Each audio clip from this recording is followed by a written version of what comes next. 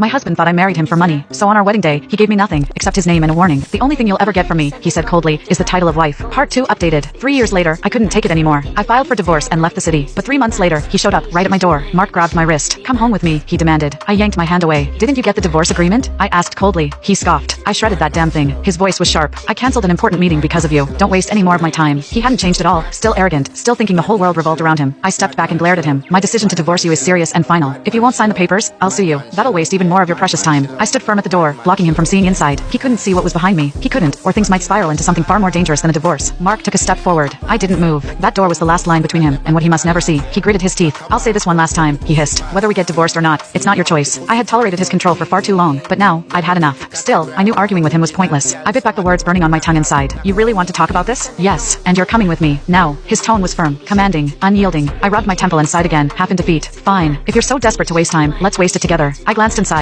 No sign of the man I had hidden. Maybe stepping out for a moment would be good for both of us. Maybe he needed to leave, too. I stepped outside and closed the door behind me. After you, I said dryly. Mark turned away with a scowl and walked off the porch. I followed, slowly. He marched ahead of me, as if I were nothing more than a burden to drag around. That's when I saw it, a metal pole lying in the grass near the garden. Ordinary, rusted, heavy, but perfect. I paused, looked ahead at Mark, then quietly stepped off the path and picked it up. The weight was more than I expected, but manageable. I walked up behind him, pole gripped tightly in both hands. I waited, watched. He stopped to check his phone. That was my chance. I swung, hard. The pole connected with the back of his head, and just like that, he dropped. One hit. That's all it took. The mighty, arrogant Mark crumpled to the ground like a rag doll. Pathetic. I let the pole fall with a clatter and walked straight to the car parked at the gate. His assistant was in the driver's seat. Come get your boss off my property, I said. The assistant blinked in confusion until he looked behind me and saw Mark lying unconscious on the pavement. Mr. Torres, he shouted, scrambling out of the car. He rushed to Mark's side, checking his pulse, trying to rouse him, but Mark was completely out. The assistant struggled to lift him, then finally managed to drag Mark into the car. I stood there, watching in silence, until the car sped off. Only then did I turn back to the house. But as soon as I saw the front door again, the tension I had shoved down came rushing back. Someone was still inside. For a moment, I hesitated. Should I run? Was this my chance? But something in me refused. I didn't know what it was. I just kept walking toward the door.